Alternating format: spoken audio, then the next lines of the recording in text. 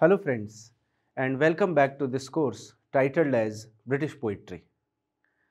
Friends, we have successfully completed 8 units of this course, and now we are moving towards the ninth unit with a new writer and a new poem, William Wordsworth. As soon as the name comes in our mind, there are, let's say, the natural beauties, and everywhere we have spirituality spreaded outside. The notion of all such kinds appear into our mind when we think about William Shakespeare and his poetry. Today, we are going to discuss a beautiful poem written by William Shakespeare. It is autobiographical in its tone, just like many other works of William Wordsworth, like Prelude, etc. So, the poem which we are going to discuss today is Lines Composed a Few Miles Above Tenton Abbey. But before moving to the, let's say, to the poem and the topic, let me tell you about the lecture outcome, what you are going to learn from today's 30 minutes lecture. You would be able to consider French Revolution and its effect on the prescribed poem. So, what is French Revolution? What are the effects of French Revolution? And how, let's say, it has created a new kind of poetry in the, let's say, way of William Wordsworth. We are going to discuss about all these things today. So, without wasting any time, let us now move to the topic French Revolution and its effect on British poetry. A major English romantic poet, William Wordsworth, was born on April 7, 1770, in the small town of Cockermouth on the northern border of English Lake District, a quiet natural refuge that would later inspire his poetry. So friends, the birth and upbringing of William Wordsworth was one of the reasons behind his creation of an altogether different natural world. He was born in the English Lake District, which has lot of, let's say, beautiful surroundings. And he had received that kind of natural refuge there, which had inspired his poetry. His only sister, Dorothy Wordsworth, was born in 1771. She played a significant role in poet's life as a silent listener, friend, inspirer, and traveling partner. So, friends, you can understand that although Dorothy is not so, let's say, popular personality in the field of literature, but yet she has inspired William Wordsworth to write the romantic poetry. She is a silent listener, friend, inspirer, etc. But no, let's say, major role has to play by her in the poetry of Wordsworth. After their mother's death, Dorothy and Wordsworth were separated and educated in different parts of England. So, we can understand, friends, that Wordsworth had taken experience of various places of England. He knows the pulse of English natural surroundings. After completing his undergraduate education at Cambridge, he became a fervent supporter of French Revolution in France, fell in love with Annette Wellen, and fathered an illegitimate child in 1792. So, friends, as much as we know about the biographical details of William Wordsworth, he was a, let's say, little bit different kind of personality. Did not marry this lady Annette Wallon, but he had a let's say child from this lady. After he was forced out of France by the war, Wordsworth visited Tintern Abbey for the first time in 1793. So, friends, since the college days, Wordsworth was, let's say, inspired by the individuality and freedom. He saw these ideas in the root of French Revolution, which happened in 1789. And then he went to France, learnt various things about that revolution. Later, he was forced to go out from France because of the war, civil war going there. After coming from France, Wordsworth visited Tintern Abbey in 1793 first. So, Tintern Abbey is the name of a place where he went and got motivation to write this poem. He returned to Tintern Abbey with Dorothy 5 years later, after the two were reunited. Here, he composed lines composed a few miles above Tintern Abbey, in which he discusses his soothing relationship with nature. So, friends, as I told you that Dorothy was one of the major inspirations of William Wordsworth in writing his poetry. So, when he was reunited with Dorothy and came back to this place after 5 years, he got inspiration to write this poem. Maybe he is few miles above Tintern Abbey, maybe in some hilly area, and from there he wrote this poem, which is why the name of the poem is titled as Lines Composed a Few Miles Above Tintern Abbey. But the strength of this poem is the soothing relationship between Wordsworth and Mother Nature. Beginning in 1789, the French Revolution played an important role in politicizing the Romantic movement. Friends, this is right that when we talk about French Revolution, the Romantic movement, which was earlier titled as pre-Romanticism, started much before French Revolution. Maybe we can say in the 1730 or 31, when James Thomson published his book Seasons, the pre-Romanticism started. Later, in the poetry of Thomas Gray, also we had seen the, let's say, replica of French Romantic movement. But French Revolution was an act which gave a momentum to this, let's say, Romantic movement. Wordsworth and other romantics supported the French rebellion against the monarch because they believed in the utopia of democracy presented by Godwin and his followers, which was based on the belief in the original goodness and the ultimate perfectibility of man. Friends, when we look at the root of the psychological analysis of French Revolution and Romanticism, there are many philosophers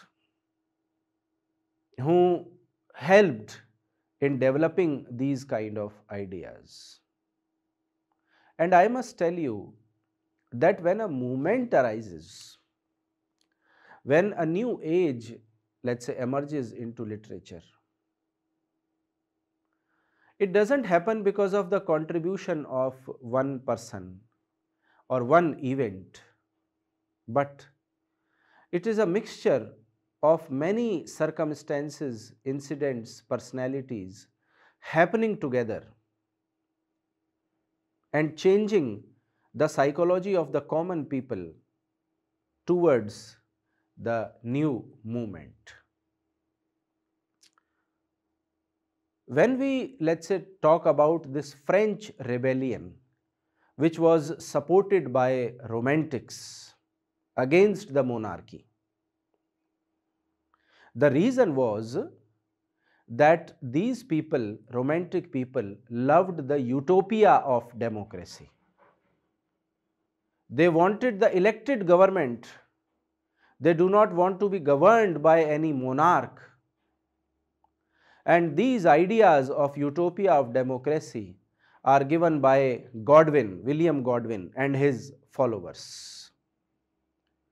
These people based their ideas on the belief in original goodness and ultimate perfectibility of men. Maybe tabula rasa, or this ultimate perfectibility, suggesting that by birth human beings are good people, but later in the civilization development, the corruption and all other problems in the society emerged. Though initially angered by Britain's declaration of war in France, Wordsworth retracted his support for the revolution during the Reign of Terror. So, although, let's say, friends, when we talk about French Revolution, there was death or, let's say, bloodshed everywhere, violence.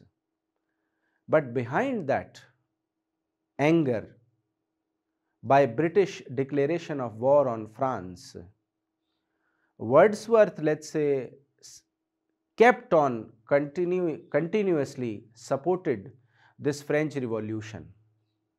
Even in this Reign of Terror, maybe he was considered again against British ideology, but even then he supported the France and its concept. When Wordsworth first visited the Wye Valley and Tintern Abbey in 1793, he had just fled from France, for the political and social turmoil ravaging the country put his life in danger. So, we can see, friends, that Wordsworth went to France, but the circumstances changed there. He had a life threat. So, he escaped from that place, France, because of this, let's say, turmoil ravaging in the country. His life was in danger, and thereafter he visited Wye Valley in 1793. Many suggested that Wordsworth is alluding to this social and political chaos when he recalls flying from something that he dreads in line 71 of Tintern Abbey. Friends, when we look at, let's say, Wordsworth's journey to Tintern Abbey, we feel that he had seen that social and political chaos, and he can recall that in the poem itself when he uses the line flying from something that he dreads. From where he is flying from France. He is flying from the place where he wished to live, but he was not able to live. Though the Wye Valley is rural and secluded area of eastern Wales, the effects of the Industrial Revolution were felt even here. So, it is a very remote, let's say, place in Britain, near the island of Wales, eastern Wales. But the discussion on Industrial Revolution was happening at this place also, this rural, secluded and remote place. Since the onset of the Industrial Revolution, the town of Tintern in the Wye Valley of eastern Wales supported iron works. Wordsworth notes sign of industrialization in the Wye Valley when he ponders the wreaths of smoke being emitted from the rooftops of pastoral farms. So, what was something that, let's say, inspired Wordsworth in this valley? Friends, it is that the industrialization was coming in this beautiful natural valley. There were wreaths of smoke suggesting that the industries are getting developed about, let's say, the iron works. Maybe they are producing iron in the industries, or definitely they are small scale industries. But on the rooftop of the pastoral farms, Wordsworth can see that smoke suggesting the condition, critical condition which is going to happen of this beautiful place. Since the poem's publication, several scholars have travelled to the Wye Valley and have confirmed that the region showed prominent signs of industrial and commercial activity. In Tenton Abbey, Wordsworth also questions the presence of vagrants in the hills, the people who are outsiders, strangers, who are trying to set up the industries there, which Levison, one of the critique, later confirms were casualties of England's tottering economy and of wartime displacement. So who are these people who are migrating to this Wales Island? Basically, the economy of England was declining at that time, and there was a war going on between England and France, due to which many people were displaced from their native places, and thus they were trying to find a shelter in some remote area, and Wales Islands were the place where they found suitable to live. Improved technology and infrastructure from the Industrial Revolution facilitated travel throughout Europe in the 18th and 19th centuries, and thus a thriving tourism culture was born. So, when we, friends, look at the 18th and 19th century, we find that there was a tourism culture which was born. People started traveling. They were fed off from the industries and the city development. They wanted to travel a place which is natural, pure, pious, and thus Wales was the center of attraction for these tourists. Romanticism often went on walking tours as a way of both moving through the knowing world and knowing the world that was changing through enclosure and industrialization. So, when we talk about the romantic spirit, the walking tour which relates to romanticism is a, let's say, way both moving through the knowing world. Suppose you are living in the city London. You want to know the other parts of the world, so you will move out. You will try to know the world that was changing through enclosure and industrialization. How the world is changing because of industrialization? What is the enclosure which comes out of that industrialization? All these things attracted the common people. The emergence of travel literature also played a significant role in the late 18th and 19th century. British travel. This thriving tourism culture inspired Wordsworth's visit to Tenton Abbey. So, when we, friends, talk about this 18th and 19th century, a new kind of literature was developing, travel literature. People were writing the travelogues, sharing their experiences with the readers, which inspired the other people also to travel and to thrive the, let's say, tourist fervor within them. They were inspired by the exploring of new cultures. Wordsworth was one of them, which is why he visited Tintern Abbey. As a nature poet, Wordsworth turned to nature for comfort. However, nature did not only provide him comfort while he was on his walking tour, but also in his mind. Throughout Tintern Abbey, Wordsworth recounts how the Wye Valley was the piece of comfort and solace for him throughout each stage of his life. So, friends, this journey was a life-changing journey for Wordsworth. He got not only comfort at this place, but let's say a solidarity within his behavior. It has inspired him in his coming entire life. His way of thinking, his future completely changed. This place was so, let's say, motivating for him.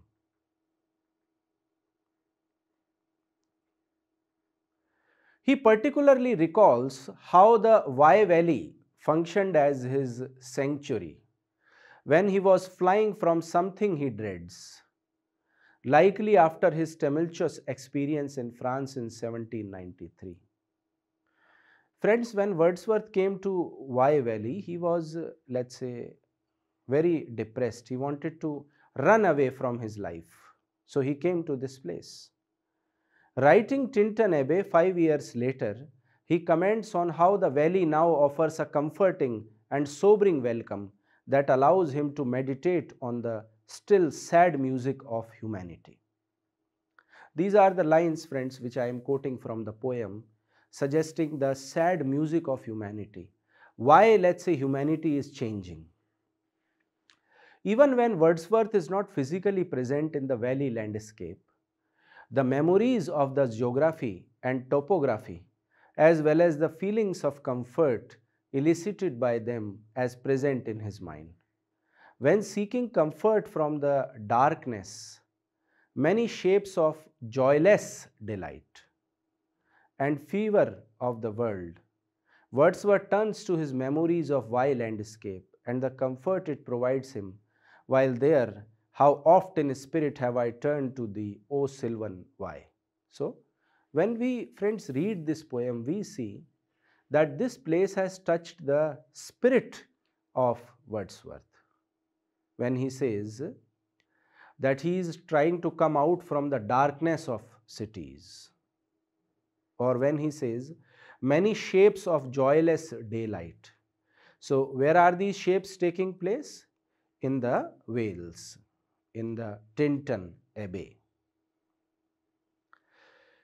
There is a fever in the world of industrialization. Wordsworth wanted to come out of that, and he found it in the Wye landscape.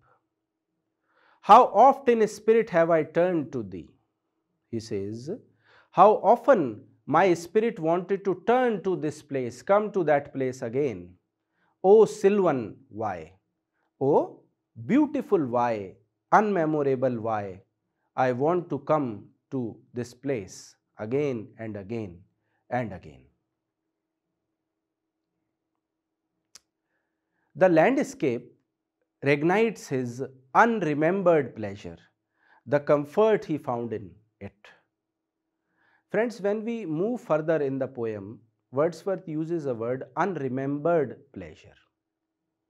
I guess you also had faced in your life such kind of unremembered pleasure. Let me tell you, friends, when I went on a trip of Leh Ladakh, the similar kind of experiences were faced by me also. The memories which can never go away from my mind. The places, the scenic beauty which I had seen there, no one can explain them or let's say explore them into the cities where people are living just like cattle.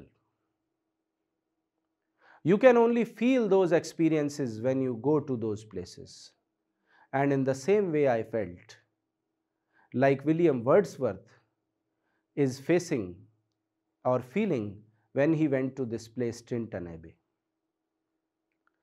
The comfort and memories are felt in the blood and felt along the heart, and pass even into my purer mind with tranquil restoration. So, in this line 28 to 30 from the poem Tintern Abbey, Wordsworth says that he felt this place not only in his mind but also in his blood, felt along the heart. I mean, the complete heart was, let's say, changed from this feeling. And then it passed even into the purer mind of Wordsworth. Purer mind means a positivity, a purity emerged into the mind of Wordsworth.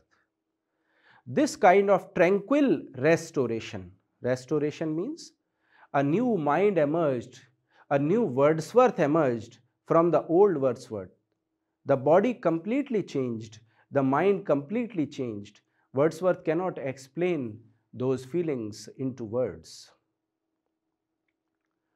Wordsworth's relationship with nature was therefore rooted not only in great appreciation for nature, for the surface, but for the comfort it provided in his mind as well. Friends, when we look at this poem, we see that there is a relationship, a deep, let's say, bonding between Wordsworth and nature, Mother Nature, which is proved through this poem. It is rooted not only in the great appreciation for the nature on the surface, because you may find, friends, many people who can appreciate nature, who can beautify nature through their words and their literature. But the comfort which is going to create or provide to the mind of a person, that is well explained by William Wordsworth into this poetry, Tintern Abbey. Friends, this is a skill which many people don't have. I hope that you also have visited such a beautiful place, but you were not able to write such a beautiful poetry like Tintern Abbey, which Wordsworth has written, suggesting that there are various things that you and me can feel, but we do not find the appropriate words to express our thoughts. And Wordsworth was the one who was not only proficient in minutely observing the changes happening in his surroundings, minutely observing the comfort and console which nature gives to his soul, but he is also a craftsman who can develop a thought into the form of writing. When he is writing poetry, he is able to explain exactly what he thought with the most appropriate words. I hope that in this lecture you have understood that why Tintern Abbey is one of the most famous poems of William Wordsworth. There are various phrases, various quotations which I had used in this lecture from the text of the poem. All these references, these phrases, lines, they will help you when you make the first reading of the poem, and will try to understand that what are the hidden meanings behind this choice of words and phrases by William Wordsworth. That is all for today. Thank you for listening.